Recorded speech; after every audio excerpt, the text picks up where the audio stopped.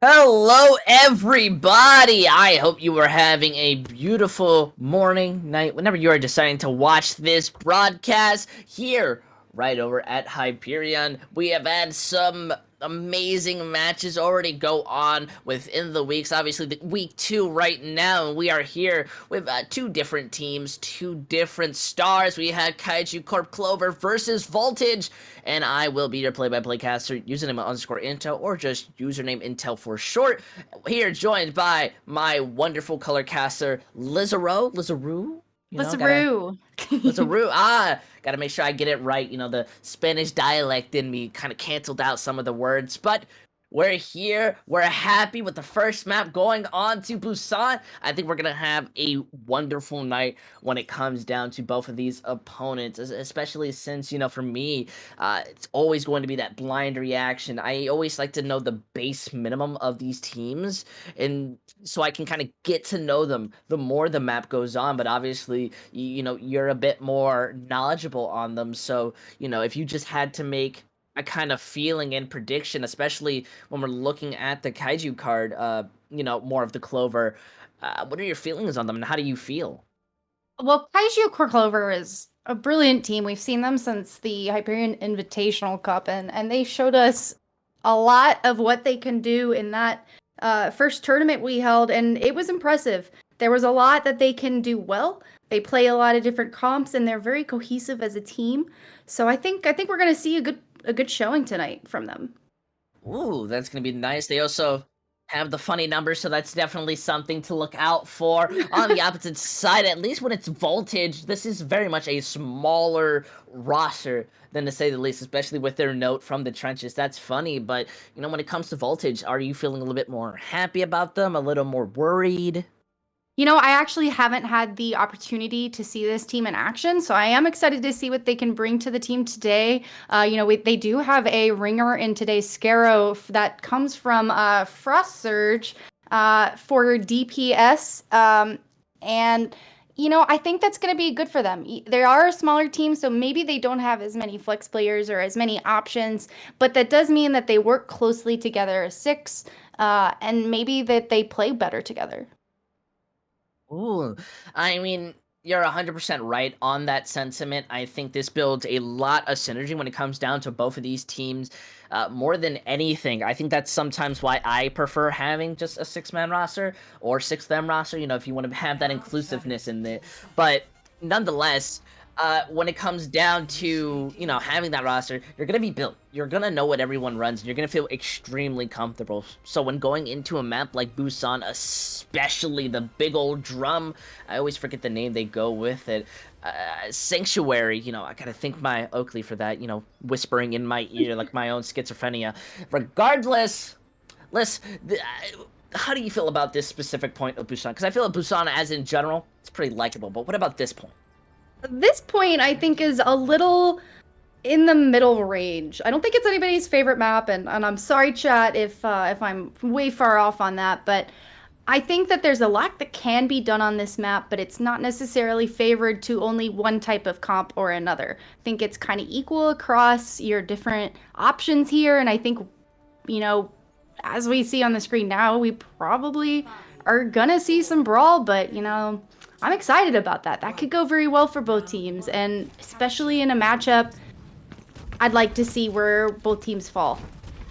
I 100% agree. Brawl, one of the most standard compositions when it comes down to Overwatch, but also it is the most fun composition. I don't know what people talk about having to coordinate. I think it's funnier just to walk into the opponent. However, both of these teams are being very cautious while Cannon goes on the flank using that scout arrow. Though they get caught, there's not much the opponents are really going to be able to do much against it. We already see Kaiju being able to take out Suck. Very unfortunate, but the counterback comes in, and look at this, Felix, Dogfish, they are finding the picks, though the Maywall is giving Sparrow a tiny bit of room. It just seems that Clover, they are going to be able to seal this first fight out. Absolutely, and we saw Cannon on Hanzo coming a little bit on the flank in that back window. That was kind of key for Clover's team to push up and get the win. He was able to get a pick, and that really pushed them in the right direction towards the win. Yeah, you make an amazing point. And now when your opponent's Voltage, they're walking into you. Cannon is looking to take that pick, build up that Dragons, especially with the window. Though the Maywall stops them from getting as much value on it as they really want to. Both shatters are built, and it just seems Sucking his gun to land it first. Though not being able to live to see the victory, the rest of the Voltage side are looking to just come in as cheese mode with the high charge. Basically bails the team out from any mistake. Even with this small stall, it's not going to be too much of a problem. And honestly, how do you feel the recontest should go? These compositions are so similar with very little differences. Even if this stall gets it to 45, 46 roughly percent, I don't really see a good way for them to kind of recontest this fight. There's not really a good way. The stall is the only good way in that scenario for Clover. And I think they did a good job. They pulled out about, I think it was 12 percentage points there. So it's a decent stall. You take what you can get, especially if you're already close enough to do it. But at the same time, you're feeding the enemy team ult charge. So it's a give and take. What's best for the team at that moment? And hopefully you're not putting yourself in a worse off position. You are 100% right. Yet Cannon does not care about what position they get in. The sound barrier has to be used from Ale just to build some sustainability. Unfortunately, Glitch is going to fall down in the meantime. Now, they have to counter out. We see clvr using the high noon combined with the sound barrier, being able to find out cheese mode. That's going to be a big pick. However, look at this. Omi still has the blossom, pops it out, gets stunned, eaten. Oh, just not prepared to go against Dogfish. That's a weird genetic mutation in itself, and I've got to say, you play like one. Absolutely nutty. Though with the Blizzard and Sound Barrier, how do you expect this next fight coming in? Is it all up to Felix to stop them from, winning? With what I've seen from clvr so far, they do a great job at making Voltage uncomfortable, at putting them in positions they don't want to be in, and I think that has put them in the higher winning perspective. I definitely see what you mean already. The bomb was used, the wall blocks it off, but then they walk out, use the shatter. They get absolutely punished for using their own ultimate. That's not every day that you see it. And I guess Cannon is making sure that they know who they're going up against, building up that dragon, forcing this into last fight with 3 ultimates. It's looking a little dicey. It is, and you know what? Like I said early on, Cannon has been in a great position this whole time getting picks and making it hard for the enemy team. They can't even touch. That's the most unfortunate part of Overwatch, I think, is not being able to touch. The Reinhardt walks out, gets hit by the dragons. clvr does an amazing job of taking these early investing fights. They're making sure that when they commit themselves into them, they are fully there as a unit. Something a little bit more surprising. I don't really... Not that I don't really expect it out of this kind of elo, but it's just something that a lot of teams tend to struggle with, more out of the ordinary. However, we're on semi-traditional brawl. However, with the swap, changes over from the D.Va to Zarya on both sides, everything else is the same. Who do you feel has the edge? I'm partial to D.Va in this meta. I think clvr's got the edge with the D.Va, and not that Zarya can't be good. I just think she's not quite as tuned right for this comp, and I think D.Va just works better.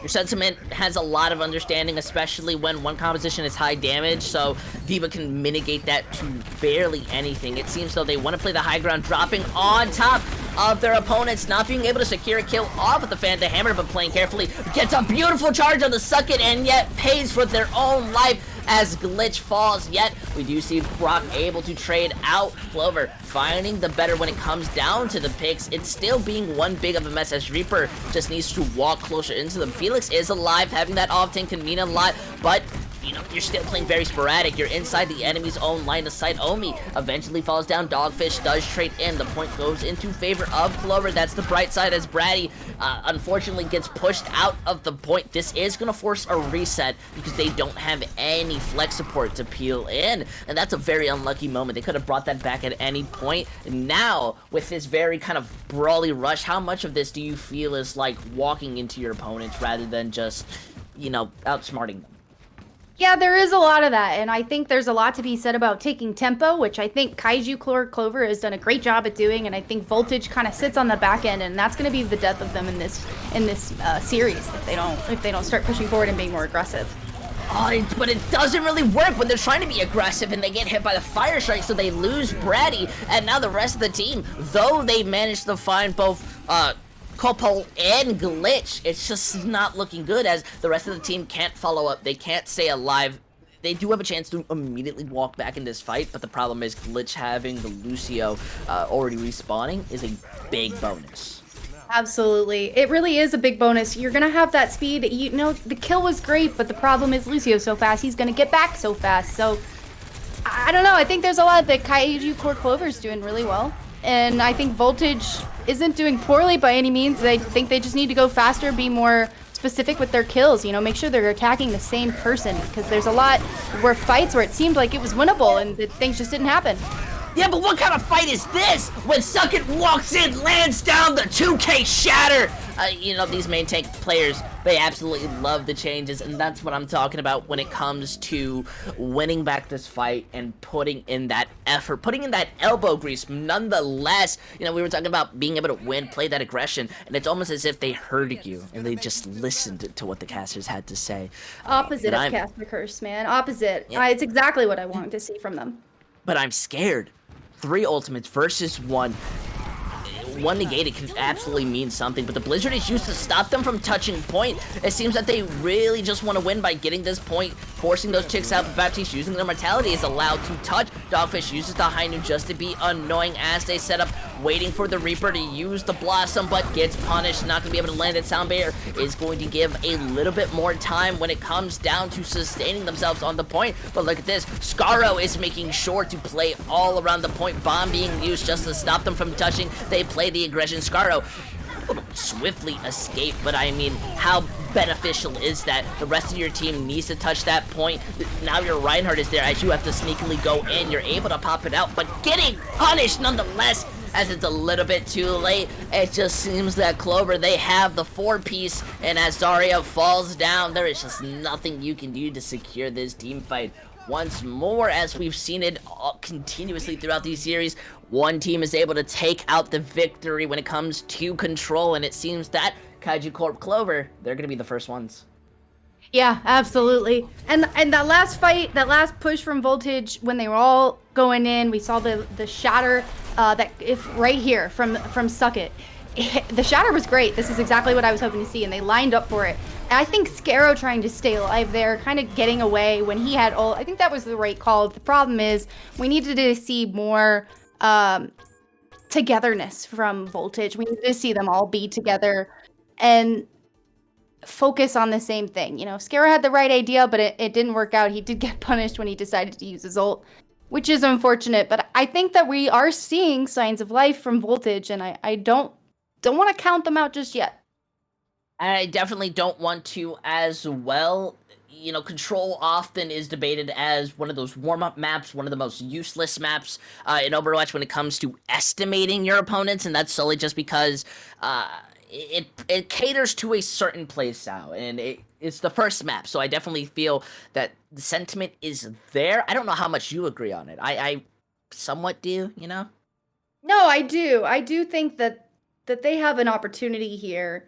I think that they can bring this forward and take, you know, a map or even a full series win. I think it's entirely possible.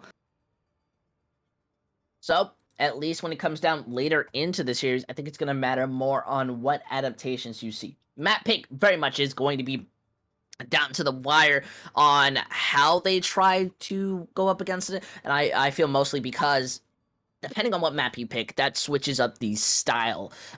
For example, there are some teams who are very confident when going into Brawl. So, you know, you go to Watchpoint Gibraltar, a heavily dive map where they cannot play that composition. You're able to set up. I think understanding what you want to run, you know, that can very much change the way that you're going with. Or I guess another example would be teams that aren't very comfortable on certain maps. Sometimes they'll force you to go on a thing like Numbani, which you would never play in your life. How much do you play Numbani?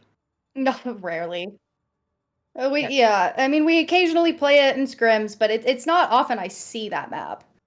Precisely, which is one of those like big brain meta picks that some people go where they're like, nobody picks Ilios, nobody's on Nepal, let's pick those maps, force them to play very uncomfortable, and that's what I can expect out of Voltage at least. They do seem like they are warming up and the ideas are there, but out of all the maps, especially going into our next pool.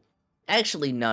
I don't want to guess it. Sometimes these players just never go with what we talk about. We're like, oh, this map is the best. You know, they're evil. So far, do you feel there's any shining players on either side of these teams? Well, you know, I think that Dogfish and Cannon, DPS from clvr, have shown out this past map on Nepal. I thought especially Cannon with his flanks and Dogfish just following up with his Reinhardt, which was Glitch. I thought that was great.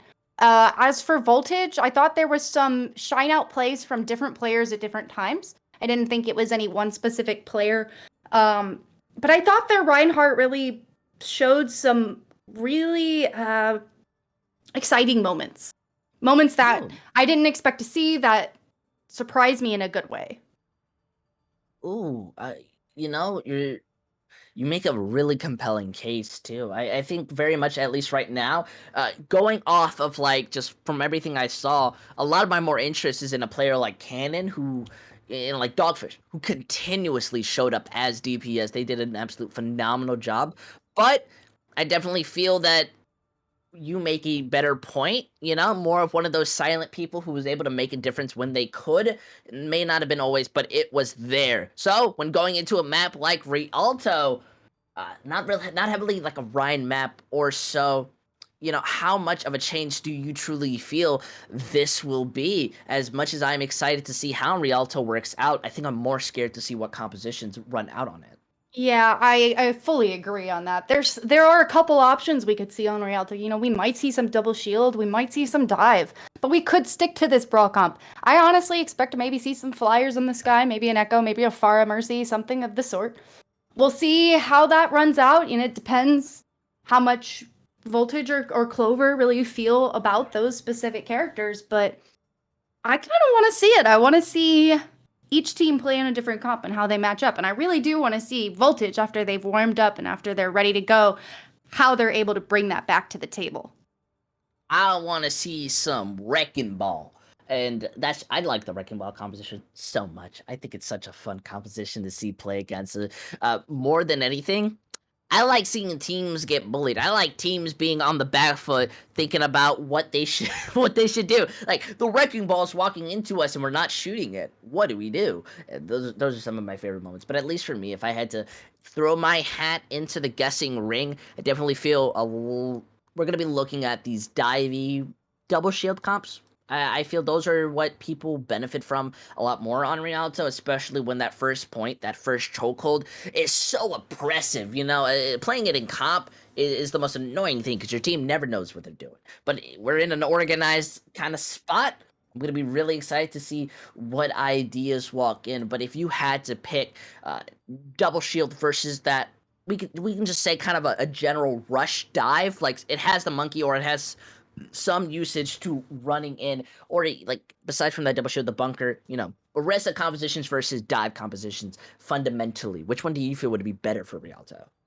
It depends if our attack or defense, right? I do expect clvr will probably start on some sort of double shield. But if they were attacking, I fully expect that they would be on some sort of rush or dive comp. I believe I've seen Glitch play the Wrecking Ball before, and he's always been fantastic at it. So I do expect we might see that at some point today. I don't know what to expect from Voltage, but I really would like to see something different from them. It could be a dive. I doubt it's going to be a double shield on attack, but maybe I'm wrong, and maybe we'll see that. Hey, I don't want you to sleep on the double shield attack, all right? It goes absolutely nuts when you just, sit behind a shield and shoot your opponents. That's at least what I feel.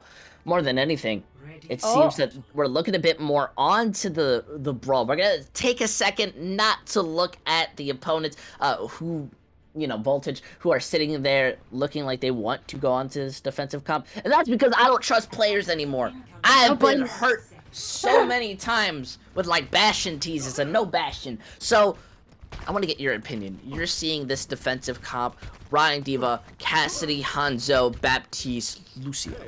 What's your opinion off of it? Just seeing. It can work. It can work, and I've seen it done. I would have expected them to run something like the Echo of Pharah to kind of keep up in the skies and keep them up, but they've got cannon here on this Hanzo. While no, it's not over your heads and in the skies shooting down rockets, it's definitely a force to be reckoned with. But, Scarrow. You've got Scarrow on your team. I'm sorry, what did you say? Force to be reckoned with? I think Scarrow is trying to take that title. Yeah, he is, and he's working hard for it. I definitely agree. The Widowmaker is its own interesting pick. It seems though the Brawl walking forward, hoping to just take as much space away from their opponents.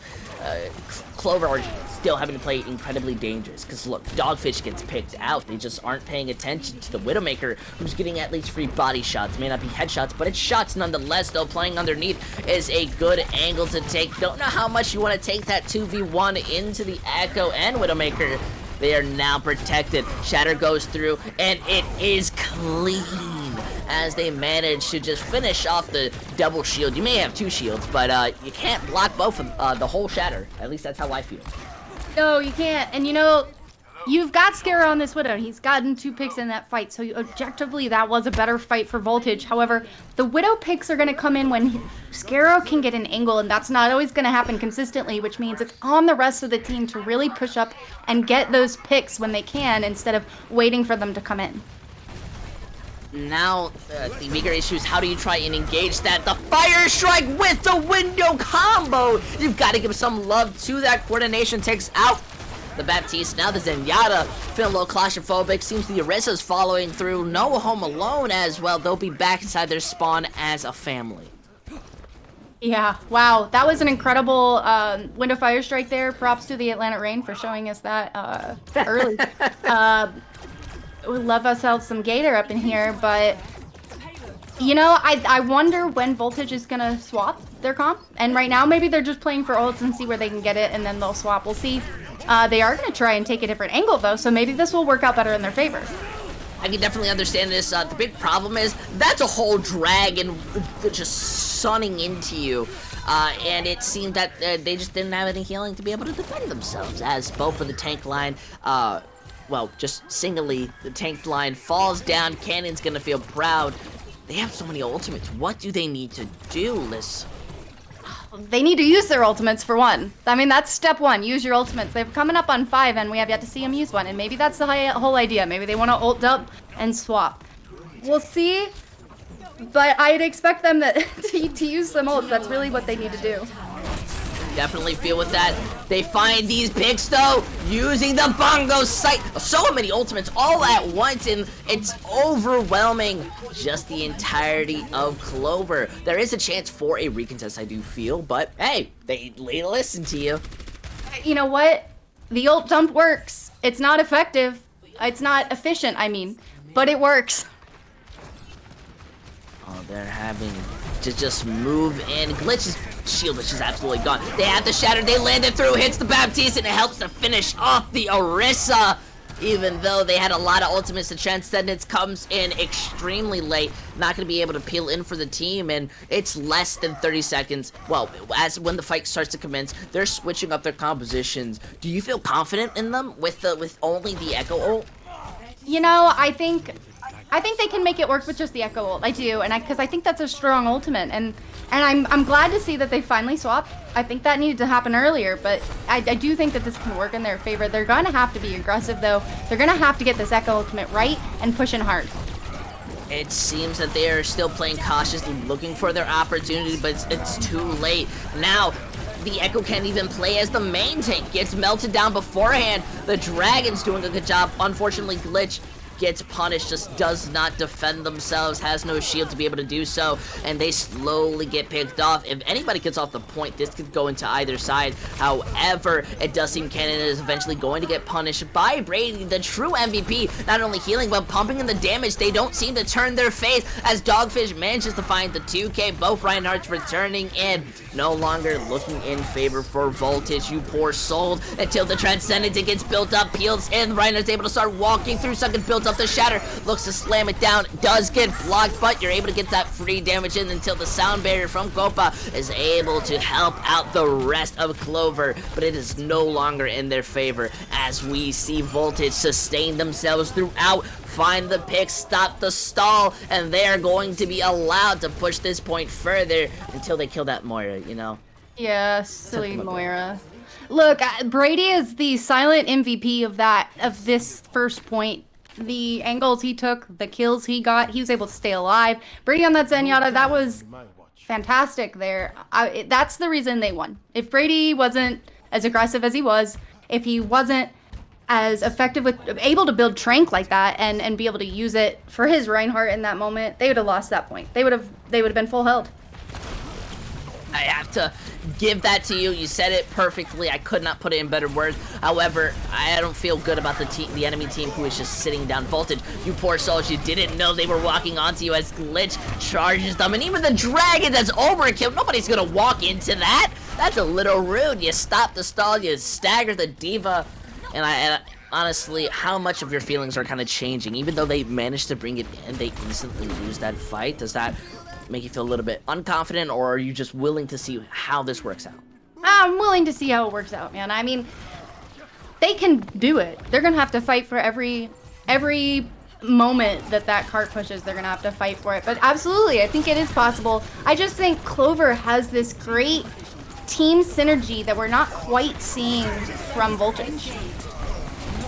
However, look, as we say that, they make us eat our own words. Taking them out gets the copy. Even Solo shatters Dogfish to kill him with it. I mean, everybody's got their own reason to shine, and some shine brighter. The bigger problem is they had to use that ultimate. They had to use a couple ultimates just to be able to push in, and that second point, there's a recontest. We already see both Dogfish and Felix with their ultimates looking to recontest, throwing out that bomb. Reinhardt has to play very careful, though the Transcendence is able to peel in, help to save. The High Noon bursts through it. Ale gets punished, though that flash misses. We're seeing the window get used out, and now Voltage have little to nothing to be able to bring this back in. They're even going to stagger that Baby Diva for a little longer. I don't know if Brady can bring it back for this fight. Yeah, this is a much harder fight for Zenyatta to be able to take that off angle. He'd have to sit pretty far back. Even then, I'm still feeling hopeful, User. I think that they can manage to pull this off. They only have one ult coming up from Ale. You know, maybe it can work, but we've already got Copel with the beat, and Glitch is going to be able to get his shatter if I'm reading this point right. Actually, no, that's 22%. Sorry. Yeah, but look, it's still building up. You're not wrong. They need to block it more than anything, especially when this window is bursting it down. Shatter does get blocked, saves the team from any issues as the Fire Strike goes through. Not going to be able to take out Suckit. They are still contested onto the point. Now Brock using their window, hoping to burst that damage, get in that extra bit of healing. Unfortunately, Dogfish is going to die. Pulse Bomb sticks, but they had the Sound Barrier to last out for a little longer. The Blizzard, that's your sign of defeat. They almost had it with the caster love. It just was not enough, as we see clvr being able to stop them before this got too dangerous. Yeah, clvr is, like I said earlier, they're a force to be reckoned with. Clvr has their shit together. They play really well together, and they are scary as a team. I think that I'm gonna feel hopeful. I think this whole series for Voltage to really bring it together, because I think they can. But I think that there is a lot that needs to be changed and done, especially as it comes to tempo, aggression, ult usage, you know, comboing ults, making sure you're not using too many, and making sure you're actually using them at all. Wow, you make a point I didn't even think about. Tempo. How much of this game is truly defined by tempo, I think, not only goes to team, but is very heavily entwined with Overwatch. More than anything, I think that's kind of the point of Lucio. And I bring this up because, you know, I think there is this tempo kind of mixing around, and Voltage don't really have a keen eye on it of what they want to do sometimes. Like, correct me if I'm wrong, but I'm just feeling that clvr, when they go into these fights, they're a little more confident than anything. Oh, absolutely. They're more confident. They know what they want to do, where they want to go. They know the tempo they want to take. And I think Voltage more reacts to the tempo, and they assert their tempo when they have to, but they need to be controlling it the whole way through, not just intermittently. And clvr does a great job at that. You make a great point. Now we'll have to see. Swap off Sombra, just doing a little bit of scouting. I do like to see the Ashe out, though it's interesting because Mercy's not there to hit with that damage boost. So more than anything, it's just looking to poke and forces the Diva off. But unfortunately, the concussion forces Omi off the high ground, punishing in its own right. But that was just upsetting as we see Glitch move further in the series. Just gonna be able to slowly stagger, see if they can find any more picks. This is not looking good for Voltage already. Yeah, like I said earlier, clvr's great at taking their own tempo. They know exactly what they want to do, where they want to go, how they're going to come up with something, and sometimes they're great about coming up with that quickly. And Glitch is just a leader when it comes to clvr's team. They are great about knowing exactly where they want to go. I definitely see what you mean, as they know they want to use the window, they pop it out, they get two, they cap the point with 5 minutes and 20 seconds. That's what I'm talking about, forcing that reset, forcing those small little staggers. That's absolutely what you're looking out for. They're already less than, well, not less than, but about halfway to capping the point now, as it's on the opposite side with the ultimates that you're seeing. What is your hypothesis on how this fight's gonna go? I think this is still going to be going clvr's way, and I think that there's probably an issue here with Hanzo and an Ashe. I think we need somebody that's going to be right behind your Reinhardt, and maybe that can be the Hanzo, but right now it's not. And right now you've got the 2 DPS on different angles, and I don't think that's good for your team. That's unfortunate though, as the beat gets canceled before it can sustain. That's gonna stop the push. They invested in. Unfortunately, they are not getting a return policy on that fight as you were talking. So I'm gonna let you continue on, but like you just saw that. So does that change any of the? And does that change any of like the initial ideas you were talking about? You know, no, because I used 3 ults there. They used both DPS ults and a grab, and unless the Zarya is new and I've missed that, but. Okay, Zarya is new, but they did use both DPS ults, and I think that is a definite deterrent for Clover there. And you know what? Maybe they can pull this off with this DPS comp. Maybe they can. I still don't think in the long run that it's going to go their way.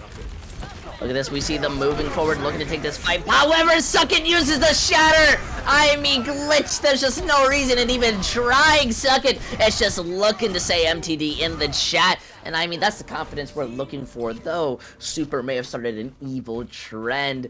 Man, this is already looking nice. Do you feel that we should be seeing Clover switch up their approach? I mean, that's the second time they go up there and get punished. I think at this point, yeah, I think we should see them swap up their approach. They do have 3 ults right now. I don't think they want to swap up their approach. They've done well with this up to this point, so to them it's keep running at it. But, you know, we've seen ults built up from Voltage, and I think at this point, that's going to go their favor.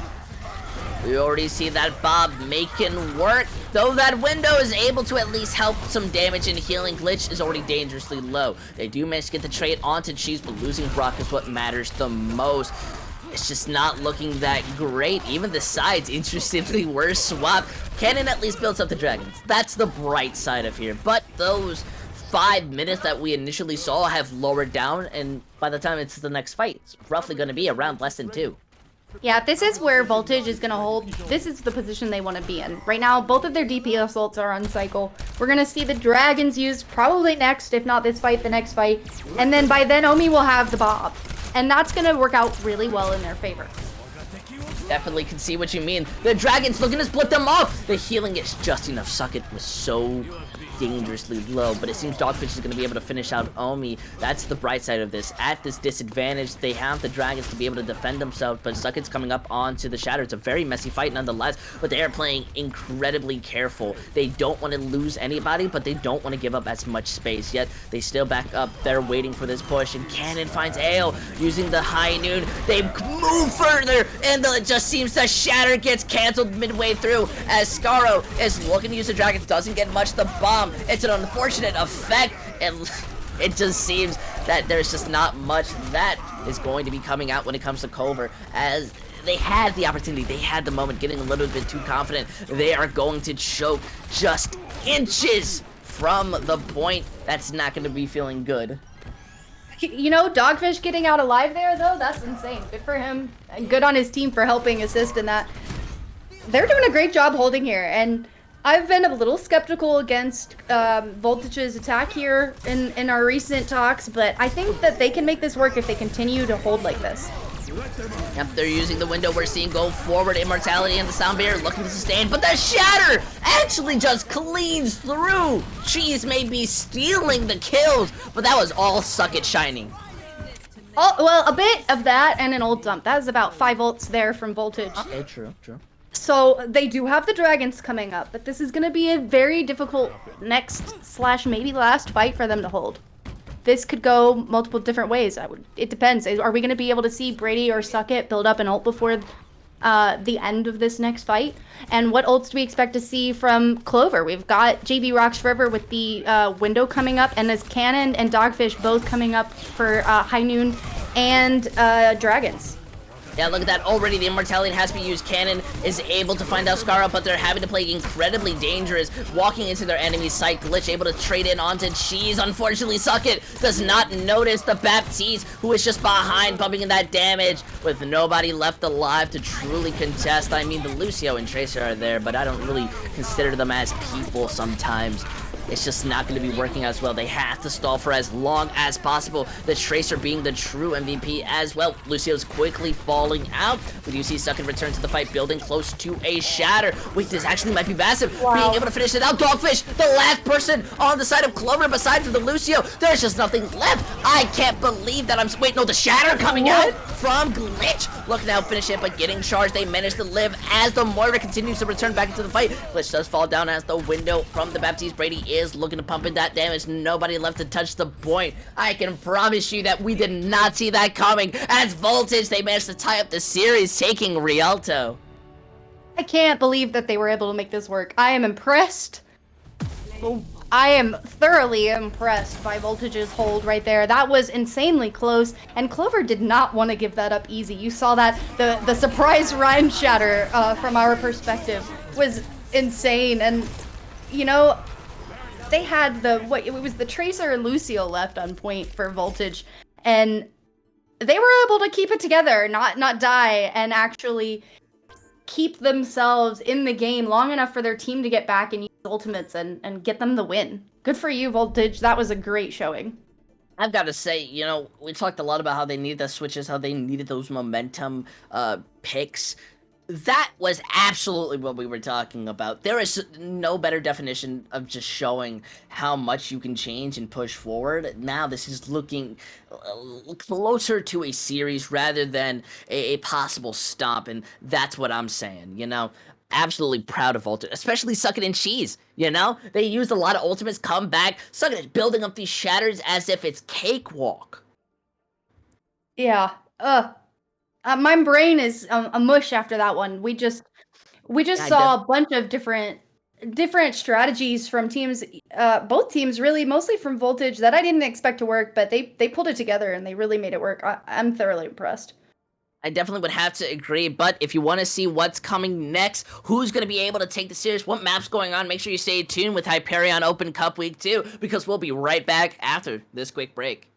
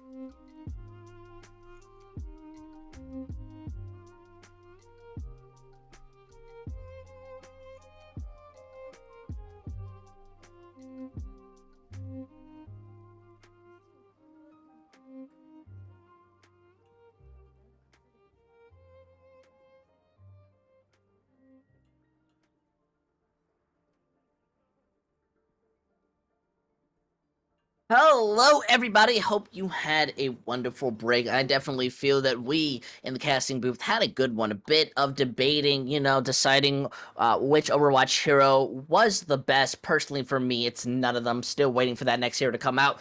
Regardless, we're in an interesting series, Liz. 1-1 when it comes from Kaiju Corp clvr and Voltage. Yeah, we are in an interesting series. There was a lot of moments in this map where I didn't think the Voltage was going to be able to bring it together and get the win because clvr was just pushing at them hard, but they held back, they held strong, and they did. They pushed back the force that is Kaiju Core clvr, and let me just say I was impressed. I have said it about 4 times now, and I will keep saying it. I really hope that we can continue to see some more dominant plays coming from Voltage and really push Kaiju Core to their fullest potential. I definitely feel that sentiment. Both of these teams are making sure to go at it as hard as they can. We're also getting a side swap, quite interestingly. Voltage deciding to go over to the defending side. So, they have a chance to set up a viable win condition. And I don't know how much you compete, Liz, but what do you feel is the kind of better opportunity? Because I always have this debate that, defending is better because you set up that win condition, but attacking is better because you know how far you have to, you already pushed it. I think attacking is better for the mental at the very least. And personally, I prefer to attack because you take it as far as you can go and you push your hardest. And then at that point, you know where you have to defend against. You know that. But if you defend first and the team completely wipes you to the end, all 3 points, and they still have 4 minutes remaining, your mental on that attack is not going to be fully there. And by that point, you may even have a hard time, even if you could have done it where the roles reversed. Definitely feel that closely, but when it comes down to a map like King's Row, I definitely feel this is going down into the main tank category of who we're going to be paying more attention to. Glitch has been doing good, but I think Suck It has just been kind of more stepping it up. However, I really want to know your opinion because some people think King's Row is not always that tank fight. Some people do. Yeah, and I think it is going to be that tank fight. It just depends. Does Kaiju Core clvr pick the brawl, and do we see Glitch on the Rhine? I do think we probably will, but I wouldn't be shocked if we did see maybe a Wrecking Ball somewhere in the mix. That said, Glitch has been around for a while. We know Glitch's Reinhardt well, and he's always been a very consistent Rhine. Suck It on Rhine, on the other hand, has been less consistent, but able to make some bigger plays that have really turned it around for his team, which is better. I don't know if I could say, but I think that it's going to be a really interesting matchup to see these 2 different styles of Reinhardts because they are very different. Ooh, you are right in the idea. Glitch has been a lot more, I want to say aggressive, but has been overextending at times, making sure, looking to kind of enable the DPS, while I think Suck It has very much been a bit more passive, looking to just build up that ult charge and invest it when possible, which has been making those changes. Though, do you feel there might be any type of comp switches, or do you just feel, nope, comfortably standard brawl of what we see on King's Row? In the past, and I've seen Wrecking Ball comps from Kaiju Core clvr, and I still expect them maybe to pull that out, but we've also seen them kind of stick hard to this Rhine brawl, so it depends on which Kaiju Core clvr we're getting today. That could very easily still be the standard brawl. It is King's Row after all. But if I remember correctly, in the last Hyperion Cup, the Invitational Cup, we saw them on some more non-traditional comps on these maps. I do expect, though, Voltage is going to bring out that brawl. I'd have to say, at least not when it comes down to my heart. I just have to firmly agree. Once again, never trusting the attacking side who get a second to switch up their characters. Looking more over. Just surprised. I always get interested when I see teams walk out on the stereotype of this composition. Just because I think everyone plays it a little bit more differently, even though this is the same thing. A lot of teams are not the same. Some teams prefer to use that Mei wall as their engagement, wall you off. They like to go for the optimal thing. Some teams just like to let you wait, get to that shrine, and then wall you off. Some teams just like to walk into you. Some teams just run AC 130. And it does seem the attacking side are going to be running that mirror, though, so at least not much of a change. Not much of a change at all. I mean, we're looking at very similar comps here. Exactly the same comp. And Now we're really gonna see this matchup and who is better and who can do what better. Oh, both Maywalls not getting what they needed, but the stun was beautiful. Unfortunately, Scarro not going to be able to escape, failing down as we see the shield slowly start to break down. There's just nothing that they can do. Glitch and Felix, they're going to be able to continue to walk forward as that shield breaks. First tick going in favor of Clover with that window, throwing the Fire Strike, not going to be able to kill with this beautiful charge, though. Dogfish is going to be feeling a little bit upset. However, it's just not looking great as you get shattered into the May wall, you get punished, and well, now these ticks are going in favor of Clover. You're now looking at Voltage thinking, you know, a couple of those decisions should have been reversed. Yeah, but there were some good moments there from Voltage, but I think that early pick on Iscaro really kind of put them at that disadvantage that enabled Glitch to take his team right into the middle of the point and make it difficult for him to get much done. Not sure what Suckit was thinking about here. Maybe just getting back alive. I think he kind of got caught out there. Not looking too great, though, I don't know. I really want to say something. I just want to call that rude. I always feel bad when getting staggered picks because they just want to respawn with their team. Give them a chance. But it just seems Clover are ready to prove that they deserve the victory. As they start taking the aggression, they may not be a full 6, but the Blizzard gets Ian! What an absolute beautiful moment, as there's just nothing you can do against it, even with that wall out. My goodness. Yeah, that was a nice wall there from Omi to protect his team from the D.Va Bomb, but you know what? At that point, you've already lost the fight. There's not much else you can do. You know? And that hurt me on a physical level, solely just because they basically just won that Streets phase off of a single fight, and that's what I'm talking about. Clover seem like they have just awoken inside themselves already using that window. Unfortunately, the wall does block the Fire Strike, which that's something in the VOD review that'll be noted. However, how do you feel the defense need to kind of play against this? The defense need to use their ultimates. they have used some, so I don't mean that too badly. It's been better. But I think this is exactly what I want to see. I want to see them use these ults, but I want to see them use them smartly, and we've already gotten a pick here, so this is going well so far. Yeah, but Suckit used the shatter. Both sound barriers were invested solely to keep each other alive. But look at that Glitch, able to hit the backline. Not able to secure a pick, but at least forces the opponents onto an uncomfortable angle. However, Glitch has to move out. They manage to take out Suckit, and they push forward. Blizzard invested. I respect it. You saved the Cassidy there. You fully saved the Cassidy there. That's just a canon moment. This is an interesting play from Voltage because I think that they have some good ideas, but then they kind of get chaotic and split up and they're not sure what's going on, and that is when Clover really takes hold and just makes it difficult for them to move forward.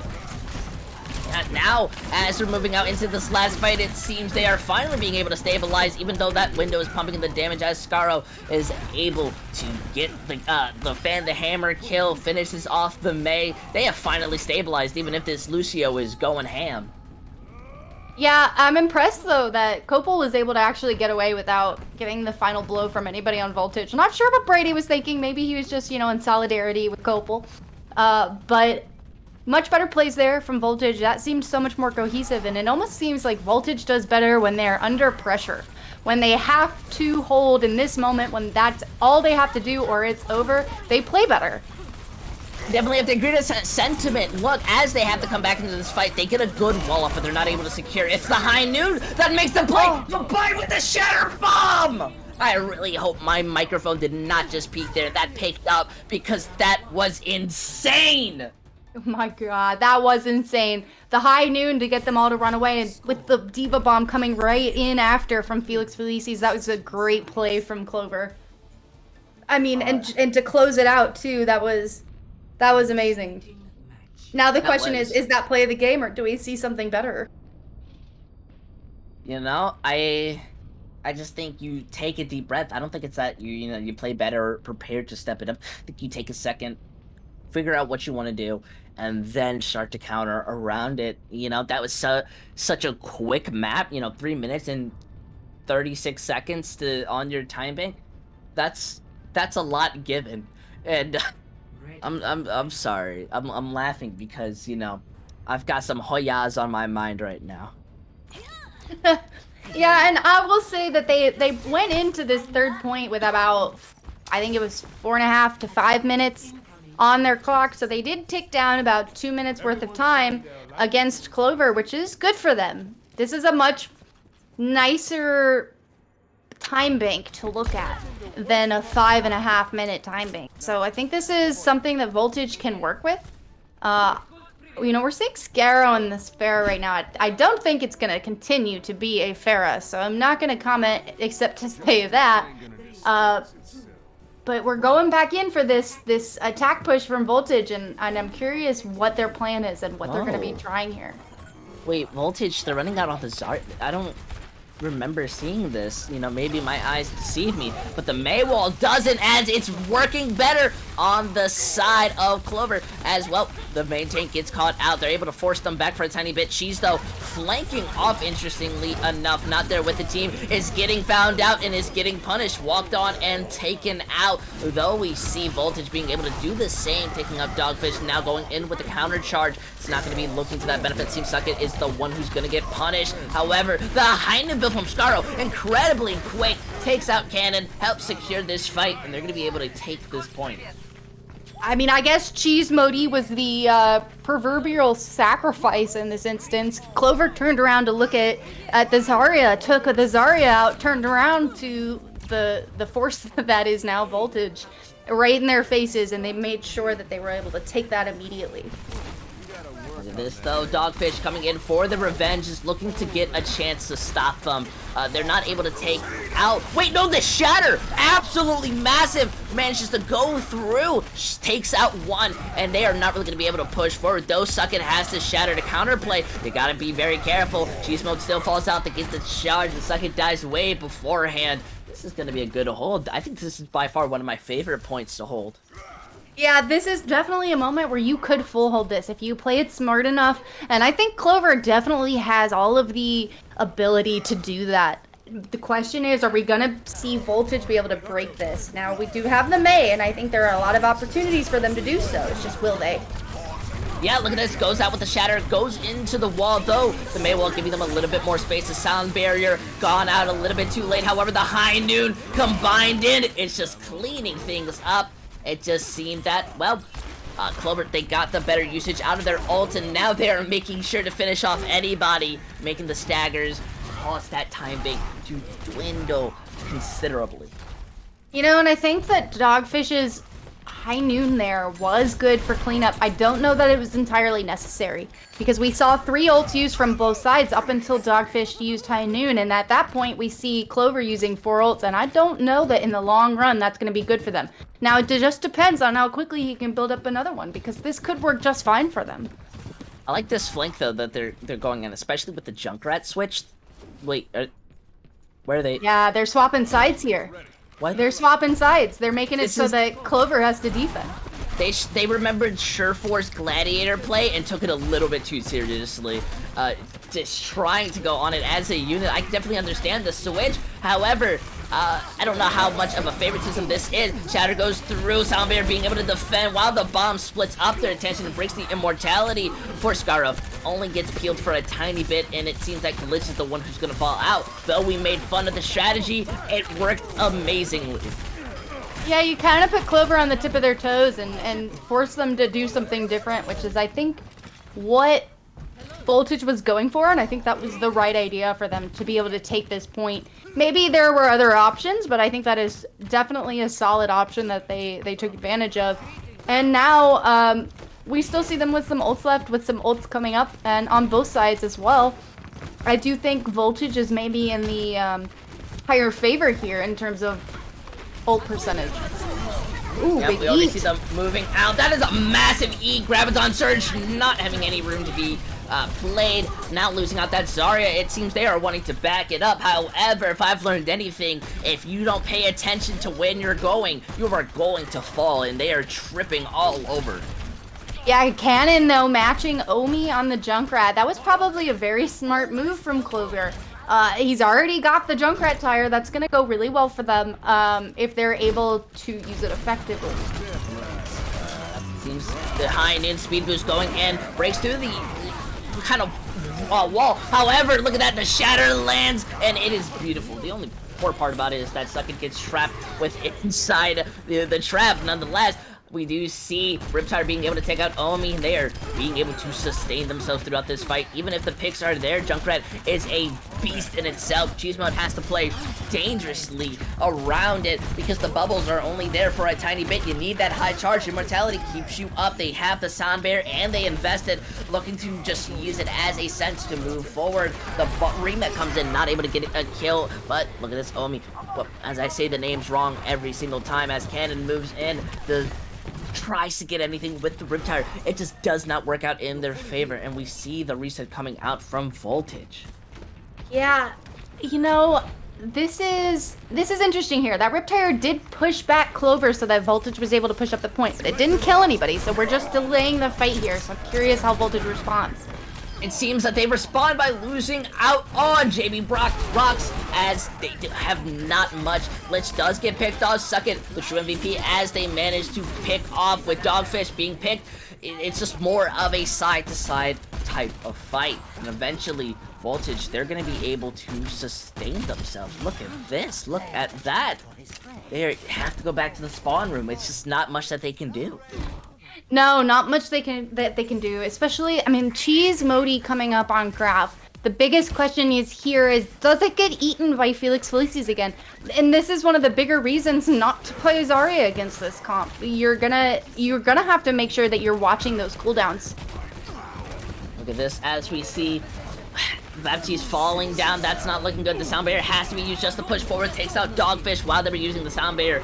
Now, with the Graviton Surge finally being able to be thrown out, this is at least going to secure a chance to cap that second point, move it into third. Unfortunately, they will not have any chance of a higher time bank, though I feel that may not be as important. You know, and we'll see. It just depends on how quickly Voltage can push Kaiju Core clvr away, because if they can do it quickly, then the time bank won't matter. But if they take as long as they have on certain points, then they're going to be held. Look at this. Moving forward, it is going to be a close to 1-2 fight territory. And, well, Cannon's able to take out the counter Junkrat. That bomb flings through. Poor Suckett! It's not going to be able to shield themselves. Just chooses to die for the reset. It's going down to the last fight. What are your odds? What are your bets? I guess you'll just have to take it. Though, almost finding the mech is one that's quite interesting. Yeah, we'll see where this goes. Right now, this is looking a little scrappy. I'm interested to see. Now, Omi's got his Junkrat tire, and if he holds it as long as he did last time, Cannon's gonna use it and then have another one next mid-fight. It happened last fight, and I would like to see Voltage really, just like this, push forward. Ooh, oh. That is unfortunate. Well, they had the right idea. Well, they have the high dude, but they just get body shattered! Was that a bug? Was that the actual right bug? Glitch! I don't know what that was! We didn't get a full sight on it, but it slams, canceling out the high noon. They have to touch this point. I will need to go back and watch that now. Yeah, they gotta touch this point. It's gotta be, Ale here. No, it's not going to be. It's just not. They can't touch the point. The ults are not in their favor. The spawn is not in their favor. More than anything, Jeff Kaplan is not in their favor, throwing them off the map. And that's what I'm talking about. That's the clvr that I think we saw shine within point one as they take King's Row. And, well, they put themselves as match point. Yep, they sure do. That was some incredible plays here. I really hope this play of the game. Yes. Oh, my goodness. I need to see this. The glitch? Is this the actual glitch? And if it is, he's lived up to his namesake. Look at this. Okay, no, it wasn't. Just a shatter. But man, I saw the Zarya bubble come out, so in my mind, I'm like, how does that land? But I guess you're just built different. Land it beforehand. Oh my goodness, that's a play. That is a play. Oh man. Glitch, that was an insane shatter. That is something you gotta watch out for if you're Team Voltage. You know, you gotta watch where Glitch is, because if you give him any of the space that they've been giving him, he's going to take advantage of it, and he is going to push you off point. Especially when we've been talking so much about like the tank v tank fights, especially suck at building these shatters up more consistently. That's a moment where Glitch says, "I'm still in the game. I just am a passive tank player," and it works out into the favor. Though that's the bit of the fear that I saw from Voltage coming back in from map one, especially on map two. Though they did win it, we're seeing those similar issues start reappearing. Yeah, absolutely. The same similar issues, but and they've definitely been working on it. It looks like some things have been getting better over time. So I do think that this is something they can move past, but it's going to be a fight for them the whole way through. I would be surprised if all of a sudden it just popped into their heads and they started rolling Kaiju Core Clover. So I think that while it's possible, it is going to be a battle for them. Definitely have to agree. It's going to be back and forth. This is now Voltage's time to attempt to stop Kaiju Corp Clover from winning. But honestly, I gotta say, my body's shaking. I'm like actually shaking. I'm so excited to see how this next map is gonna go, especially because it's going to the most dreaded map type of all, TCP. And Oh Lord. I want your opinion. What do you feel is the worst 2CP map to play for both of these teams right now? Or at least one of them? Uh, I mean all of them, but for sure, I gotta say it's probably gonna be Hanamura. I think Mm, Hanamura. I think Kaiju Core would do well on Hanamura, and I don't know that Voltage would. Maybe I'm wrong there. I'm not sure, but that would be my guess. mm, you know, it does not feel great when you say that, and then that pick is just instantly Hanamura. They picked You know, Hanamura. You know what? Maybe that's their comfort pick. I mean, I definitely. It's an opportunity, but I want you to continue on to that thought. What about Hanamura, especially with these team compositions and getting that side swap? Clover going on to the defending side while Voltage goes on to the attack. Why do you feel this is like the worst pick for both for one of these sides? I think it's probably worse off for Voltage because Kaiju Core Clover does a really great job at taking their angles and making it difficult for Voltage to find their footing. We've seen that throughout, even on Rialto, where the Kaiju Core Clover took the loss. We saw Cannon constantly on the angles. I just think that enabled Clover to play more aggressively against Voltage, and where Voltage kind of was on the back foot in those plays, and I think that we may see that here.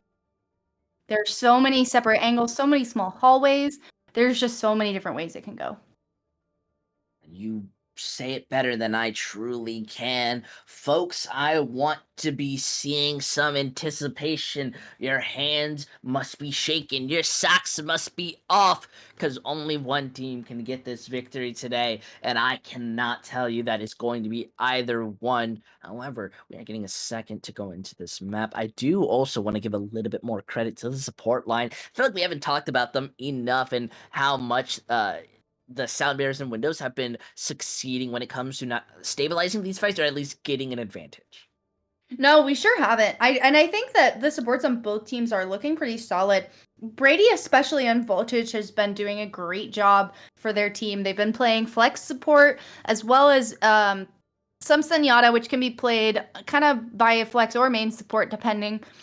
The Zenyatta looked great. He's been done well on the Baptiste, being conservative with those immortality fields. But Copel on the Lucio has always been very, oh, what's the word here? On point with the beats as soon as his team needs it. And JB is solid as well, able to kind of sit wherever he needs to keep Glitch alive.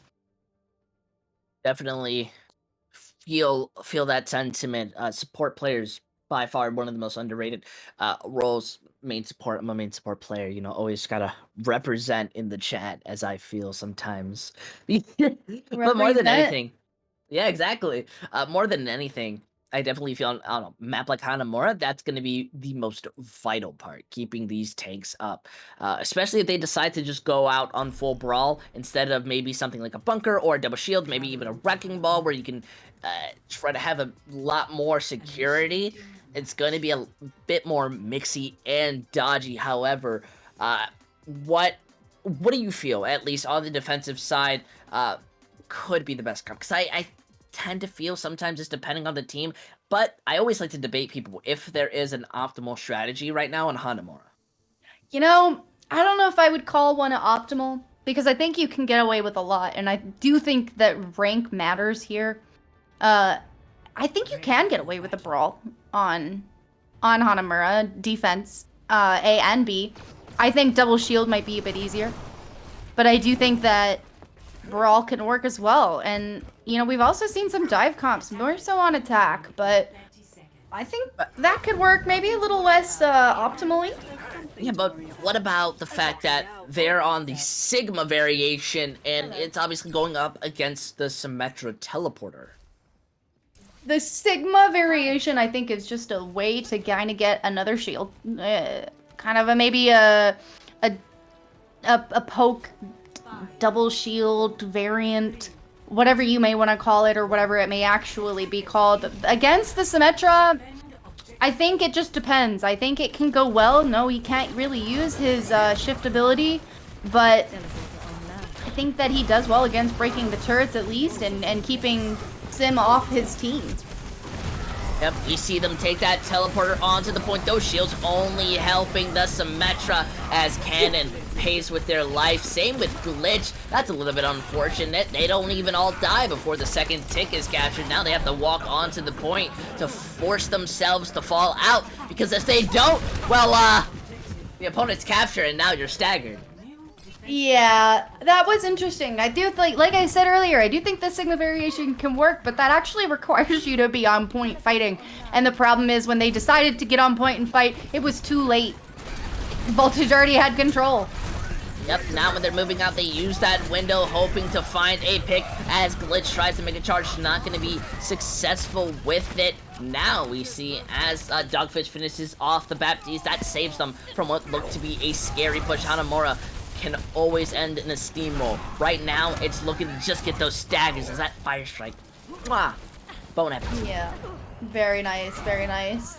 That was kind of what I expected from clvr there. You know, they may have just been respawning, but some of them were able to get high ground. I know I saw Dogfish up on the alternate high ground up on the other side of those stairs.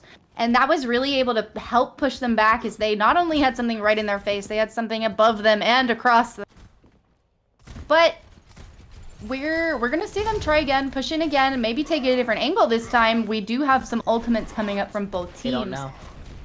Oh, they have to know. Do they not know? No, they don't. They don't know. Wait, no, they know. They took them a second to realize Cannon, I think, shot her. The hair was flank there. Shatter? I think he's gonna flank shatter. No, it doesn't look like a flank shatter. They just teleport onto the point, and we see the Riptire. Oh, it's beautiful! Hits with the 3K. They even used the Valk just as a touch. I think the Bob was a little bit too much, but how do you feel? Yeah, I fully agree. I think that the tire that won it for him. Now the Bob, I don't know if it came after they were already dead, but you know, I definitely think they could have held on to the Valk, the Bob. Unfortunately, Voltage did use their sim wall, but that was their plan, and they've swapped off of the sim here, which I think is the right call. So now they're on to better ults for this point, because sim works really well on point A, but not nearly as well on point B.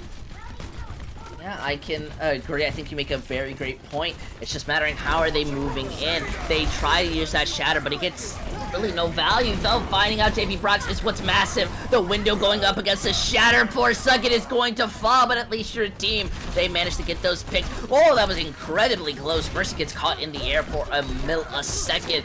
And, well, the Ashes isn't really able to do much, though. Gets that dynamite kill. Moore is going to be able to come back in, while Cannon using the Riptire from spawn points, looking to find any pick whatsoever. Has to use it, but is not able to secure anything. It just seems that the rest of Voltage are finally able to get these security picks, as the second tick has been captured, and we're seeing the Diva return back onto the point. Has the bomb just if they need to contest, but they have to pop it out because their mech gets broken. Cannon also not able to find too much. Bomb being thrown onto the point. They're getting some good sustain. Wow, the Baptiste is looking to continue that heal. Poor Sucket. The Baptiste, the Junkrat, nothing left. The two ticks where all you can have is you don't finish it out. But I gotta say, if it's a Hanamura, you've gotta be feeling proud.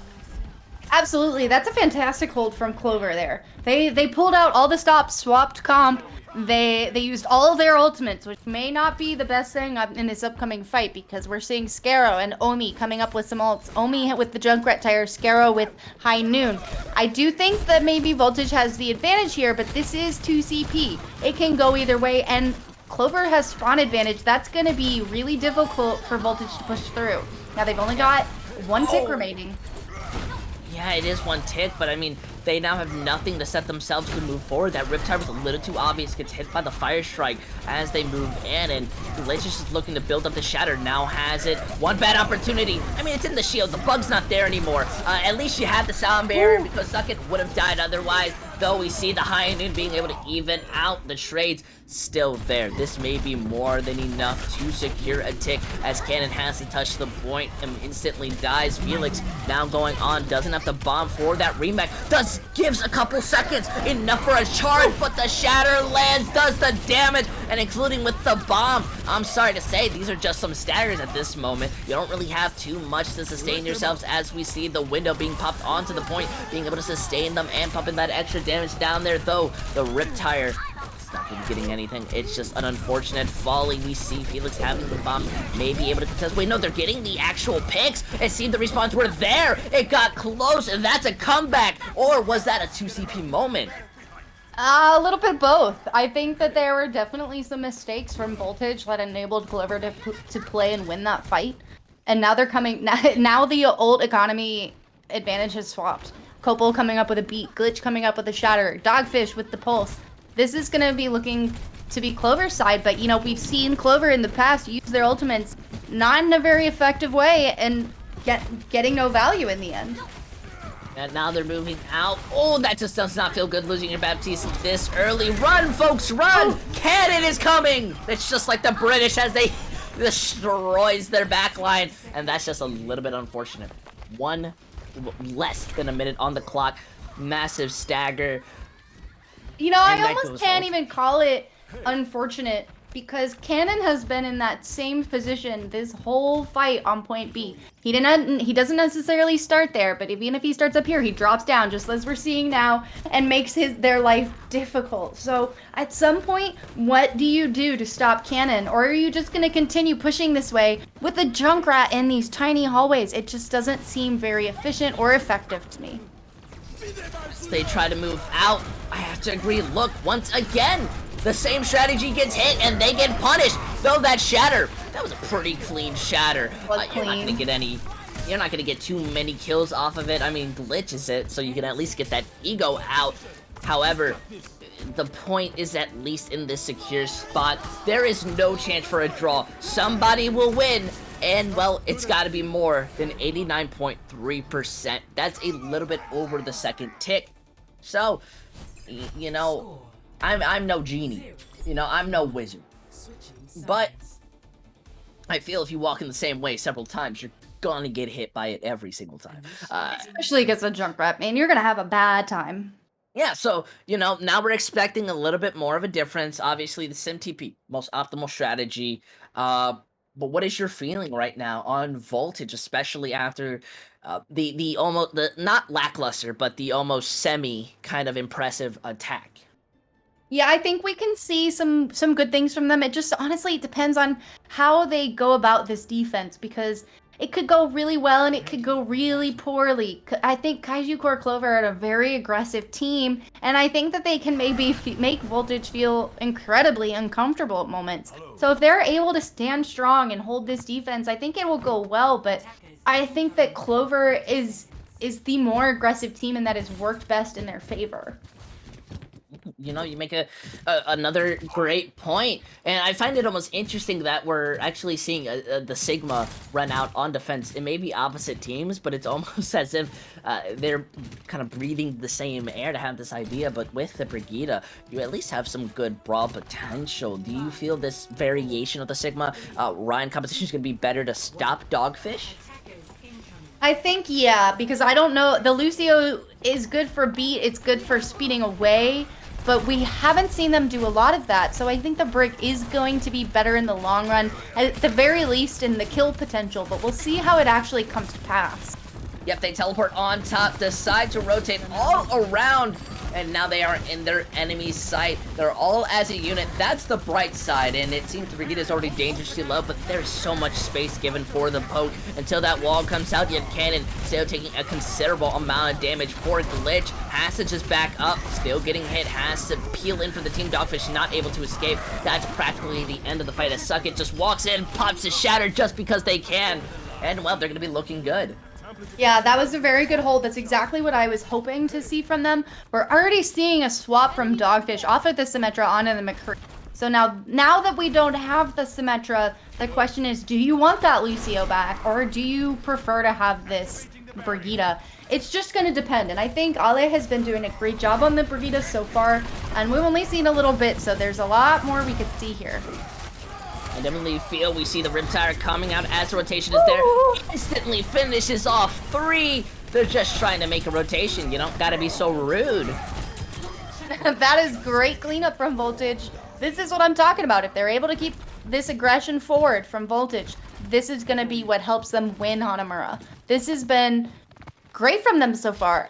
Can they continue to do this? I don't know. I just feel the spam has just been so oppressive and they don't really know what way they really want to go to fight it. Though this window is very nice. They finish off the Junkrat, which was an issue. The Shatter can't really be followed up as the Gravitic Flux forces them into an uncomfortable space. Glitch gets punished. The Shatter is absolutely free. And that's how you bring a fight back before it turned into a loss. That's right. That was the exact tempo I wanted to see from them early on in that first control point map. This is exactly what they need to full hold clvr on this point. You've got 1 minute and 45 seconds at this point remaining. I think they can do it. They've got the ultimates. We do see 2 more ultimates aside from Kopel's beat coming up from clvr. But we also have got the Scarrow's Dragons and Ale's Rally. And Rally is an important ult. But look! The Dragons are built, the Blizzard may land, catching a couple few, the rallying Brig, but it's all up for the Baptiste, interestingly enough, to kind of carry this fight and using that immortality on the point considerably, looking to just win this out. I've never seen a fight like this, especially in less than a minute, although the Junkrat is just too good to be able to win this. However, look at this. At 1 health. Glitch wants to move forward to hopefully try to get a pick or something, but ends up dying. Cannon going into the back line, looking to be absolutely dirty. It's not helping them to stagger like that. No, I think they were hoping for to catch someone off guard, to catch them maybe at some weak points, but I don't think that was where Voltage was at. I think they were feeling strong, and clvr pushed it too far. Yep, now gonna be less than 40 seconds as they have to push in and go up against not only a dragon but a Riptire. This is a moment to make it Voltage. The moment we see them questionable, they show us proud. The Heinem goes in, being able to take out the Lucio, which is nice with Cannon's gonna fall down, getting that stun. No, you kill us off the Junkrat before anything can happen as the dragon finishes off your main tank. That's just not the trade that you're wanting. It's up to now a touch from Cannon or the Lucio. This is not going to feel good. This is one big stagger. Oh, and I'm sure clvr is extremely unhappy by how this point has gone for them. They're trying anything to get a touch, and it looks like they may not be able to. Oh, they do. They do get the touch. And it's the wrecking ball I've been waiting for. Yeah, but I mean, Suckit is able to come in, get some picks, while Dogfish is able to trade in. Riptire comes out, was more used to space them. Dogfish is dangerously low, doesn't get any healing. And, well, everyone else who's on the point, there's a Gravitic Flux in your face. Even if it doesn't land, that is a threat in itself as Glitch dies to the trap. And, I can't believe that I'm saying this as my expectations get broken in every second. Voltage wins Hanamura, and we're going to a map 5! Wow, this has been insane play. I have seen a lot of growth from Voltage just in this series so far. They played that map very well, and you know, I might have thought that Hanamura was be a great pick for them, but boy was I wrong. They played that so much better than clvr could, aside from maybe the last tick on point B. But this full hold on point A was incredible to see. Definitely have to agree, and I've got to say, I did not expect it to go this far. the storyline that we were at least sort of going off of as we saw these fights go in is, Voltage are doing their best. We didn't see much of them, at least from our side. And so we're looking to see if they can go up against Kaiju Corp Clover to be as strong as they want. Unfortunately, it seemed. Fortunately, it seemed that they were able to go above and beyond, even able to get that full hold and show us that they're not ready to lose. While Clover, I don't know if it's just I have no idea what's going on, and that's the best part about Overwatch. It's just that uncertainty. So, how are you really feeling, before I kind of send us off to a break? I think I'm feeling good for Voltage, but at the same time, Clover plays good when they play angry, so we could see a whole new team coming back for our next map. This could go either way. I have to agree. So if you want to see who's going to take that victory, make sure you stay tuned in because we'll be right back after this break.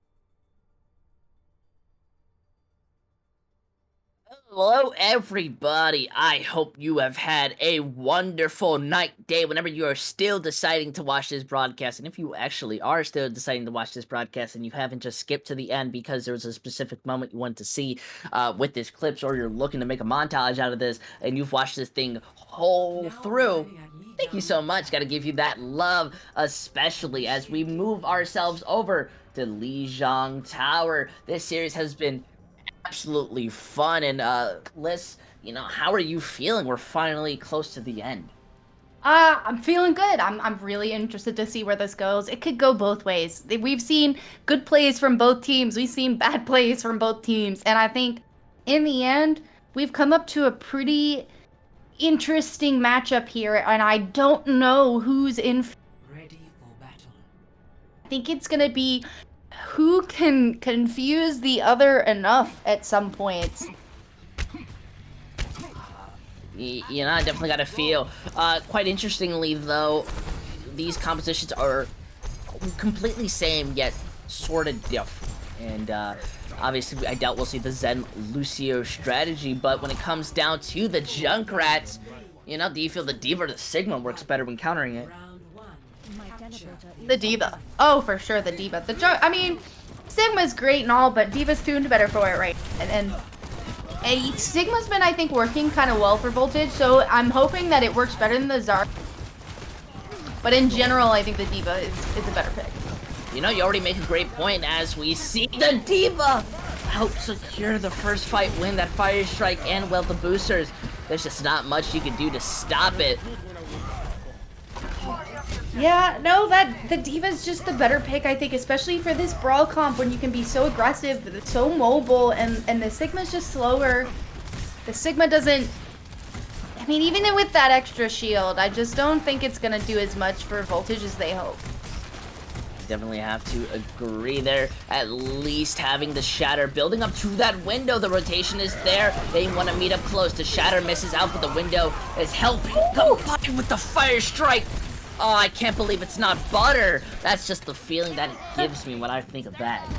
Honestly, though, at what point do you see the window and say, oh, we gotta move away from that? LOS that window so that you don't get Fire Striked 2 down. Look at this, having to move forward. The Riptire is used, hopefully, just to slow them down. Don't really know if it's looking for that pick. It is more playing the Michael Jackson game of just smooth criminal trying to move around, but Annie's okay. It just seems Scarro is looking to be the annoying. They don't notice, they don't hear, as the Riptire still gets broken, as Cannon was able to predict it slightly faster. However, Dogfish does die in the poke. It's not looking good. Gravitic Flux walking in. Soundbarrier sustains them for a little bit longer, but they still have to back out, all dangerously low. Not stabilizing, and it seems that they will fall. Still got a good percentage on the point, but pushing back in is going to be only hard. Yeah, it is, and the problem I see with this push there, that's 4 ults from Voltage, and they still have 2 coming up, which is something they can work with, but I don't know that they needed all 4 of those ults to take that point. They already had an advantage kind of midway through, and there were some of them I think they maybe could have held on to. Look at this, we already see them moving forward. Soundbarrier is going to sustain, just hope that they can survive while they back out, but the window is there, looking to break that trap, just has to play carefully. Oh no, the Fire Strike finds out the Lucio. That's so important, not going to be able to rotate out from this fight as they pump in that damage. Counter window now coming in. Still though, the split is there. Unfortunately, Scarro falls as they don't get much. Cannon using the Riptire, just throw salt on the wounds as it's looking to finish them off. Not going to be able to finish you know, the opponents as the Symmetra's able to clean it out, but this is still one big stagger. Glitch, though, gets punished, tries to go out, gets melted by the Sim. Now this is more room for Suckit to move forward, but dies to the Symmetra, and with the bomb spacing them out, you have to walk into your opponent's own line of sight, and this is not looking good anymore. We just see them crumble underneath the feet of Clover. We do, and I think Cannon is their biggest threat right now. Cannon has been predicting every angle they're going to take, whether it be an ultimate on Scarrow's tire or elsewise, and I think you've got to watch out for him and take him down early. Now look at this, already making a change as the wall is giving them so much space and defense from the poke. They really can't touch the point. This Riptire needs to be massive to help. Unfortunately, though, it seems these teams have been adapting and shutting it down every time after the first 3K.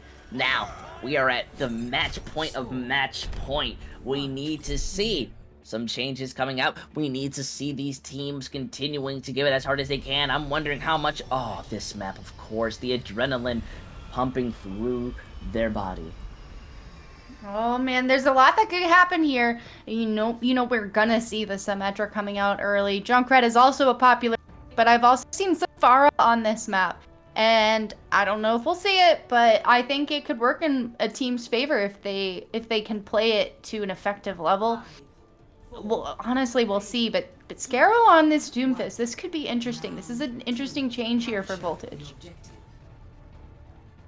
They now have to move out the Doomfist versus the Junkrat, who's going to secure that first pick. We see it start to begin as both of them go into this mix. However, the Baptiste going to fall first. That's great, especially because you help yourself to find that Symmetra. Nobody, even with the Doomfist, you don't find that pick, and your chances of holding this point are gone. And now you have to try and adapt against the microwave of Lijiang Tower. Yeah, and I think I've said it before on different maps, but if you let Clover push first in aggression and you don't push back, you are going to fall. And I think we've seen that in this map and in the last round of this map. With this already moving out, they have to play a little bit more back. It's a dangerous game, but it just seems that Lucio is not willing to play it. Falls out and not going to be able to help the team as, well, they don't have anybody to help both disengage or engage with. The Shatter absolutely free, beautiful, as Glitch just lands it down. You didn't have a shield to block it with, and now they have more room to set up and start rotating those ultimates. Clover has come back, the angry green monster, and they are angry for this win. You can tell they are playing so aggressive, so hard, and so smart. They are not giving Voltage an inch of space.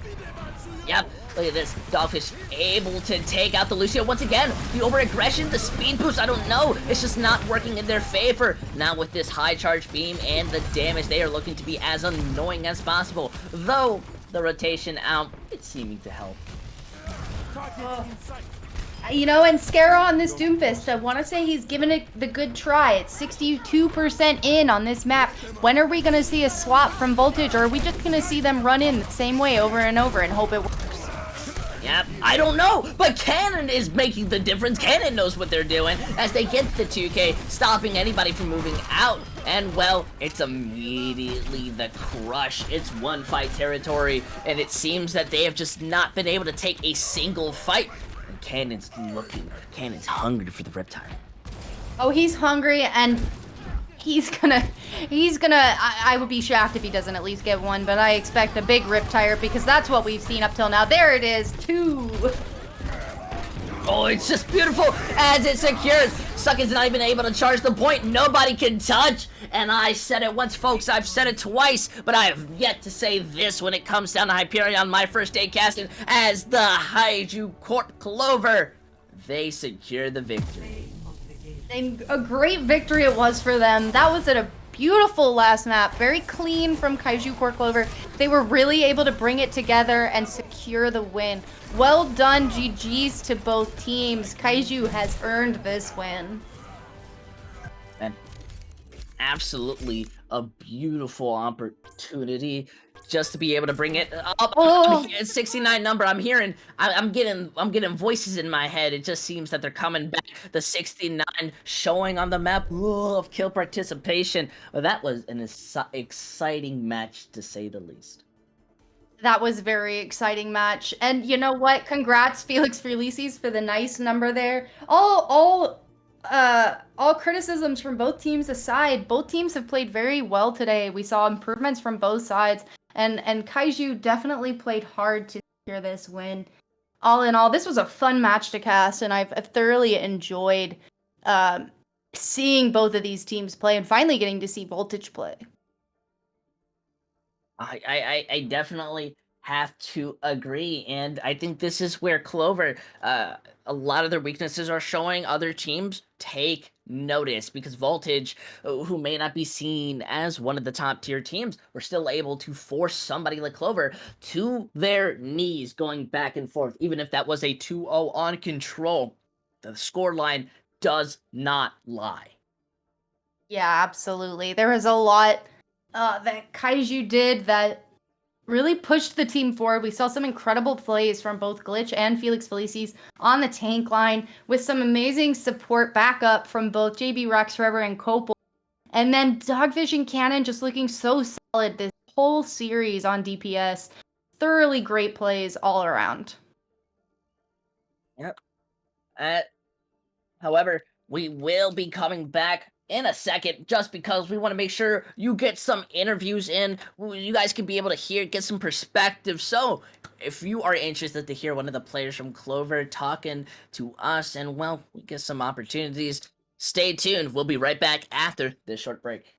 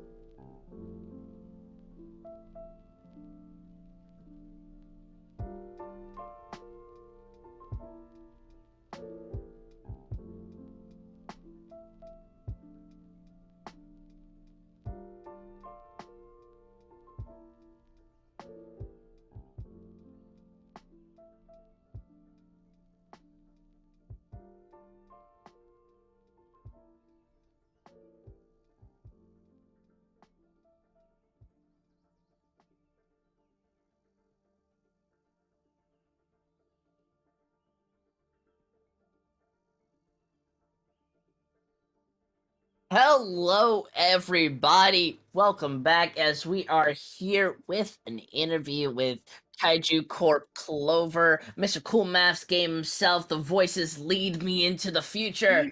Well, because I was just not expecting to see this victory.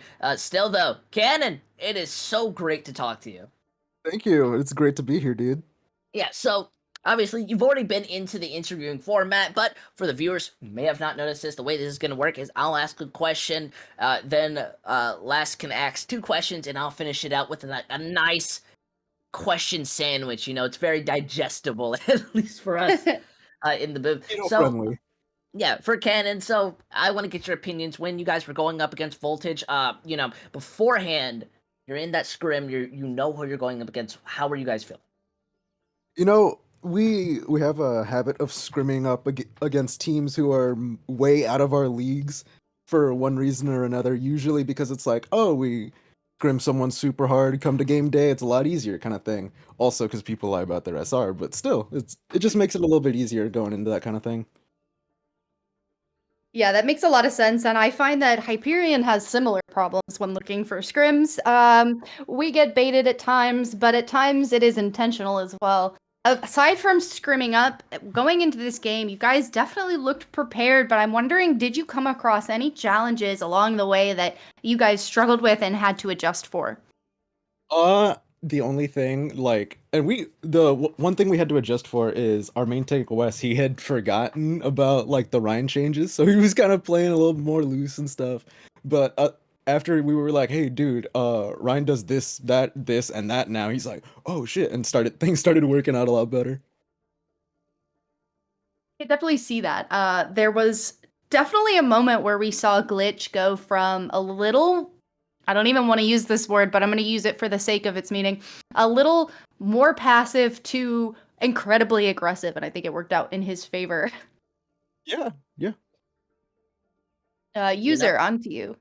Oh, yeah, thank you, thank you. I was just thinking because you asked some really good questions. So, if I don't ask something as good, then I look like a clown. So I guess I'll go with something a little bit more funny, and that is obviously when you guys are going up mid-match into this game.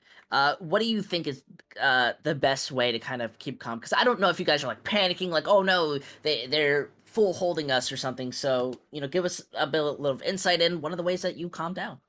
See, I'm kind of the black sheep in this situation because I'm infamous for being the never tilts guy. Because it's like, to me, like, I look at the game and it's like, oh, these are just colors flashing on my screen. Who cares? The sun's gonna explode one day. Why be angry? Just play. That makes a lot of sense, and I definitely gotta agree. I'm one of those people who don't tilt as well. Props to you. It's always the hardest part of my day. Either way, obviously you're here on the stage. Is there anybody you want to give shout outs, love to, maybe ego? Definitely a big old shout out to our main tank Glitch. He fucking pulled out like, was that 2 or 3 6-mans today, bro? It was insane. And then big old shout out to Dogfish. He's just a recent addition to our team. He's doing amazing, dude. He's great. He really has been doing amazing. I know you guys previously had Greg, who is in chat with us today, but Dogfish has been looking amazing, and you Shout very out Greg. I love you, cohesively. Greg. We all love some Greg up in here, but thank you again for being here. Yeah, thank you. It's an honor. Yeah, you're completely free to go enjoy the rest of your night. And again, thank you so much. I'm gonna be remembering these, especially the cool math story they told me beforehand. It's, dude, like I can't even remember what game on Cool Math it is. All I remember is like loading into Overwatch and being like, yeah, that's what it was, the basketball one with like the little cannon. That's not where I got my name from, but it's ironic. It's meta now. It's meta. It's very meta. But yeah, you're pretty much free to go and enjoy your day. But this is kind of the end of our road, and I've got to say, how are you feeling, especially from this highly enjoyable match? I'm feeling a bit on the edge of my seat, maybe a little more woken up than I was start. There was a lot of moments that I didn't expect, and a lot of moments that were fun and incredible to watch. We saw some great plays from both teams, and all around GGs to both. I think it was a really competitive match. What about you, User? Definitely gotta agree. You know, when I came into this, especially with the message, I was really excited to see a map. A lot of some Overwatch games can be very 3-0-y, and that is very repetitive, and that can be very boring. So to see teams still being very competitive is an absolute blast to see. Gets my blood pumping, and I'm pretty sure it makes you want to come back to these streams to see, will the next one be another 3-2? Will it be a even higher? Will they go into map 6? There's so many questions in the air, and that's the best exciting part. However, if you want to find stuff like this out, I would highly, and I mean highly, recommend following the Hyperion Twitch channel. Well, you're already on it to be able to see this, so make sure you hit that little heart. That's a follow. You hit the little bell. That's notifications on it. And hey, if you're feeling a little generous, obviously the sub button's there. You can follow on the Twitter to get notified when streams are live. Join the Discord as well. You get very similar ideals, or the YouTube where the VODs get posted up every time the matches are over. And well, if you enjoy kind of the broadcaster side, especially the ghost behind my ear, whose name is Oakley, who makes sure these things run pretty smoothly, you can obviously check out our social medias. I'm username _intel. That's basically everything on my Twitter. Les, what's yours?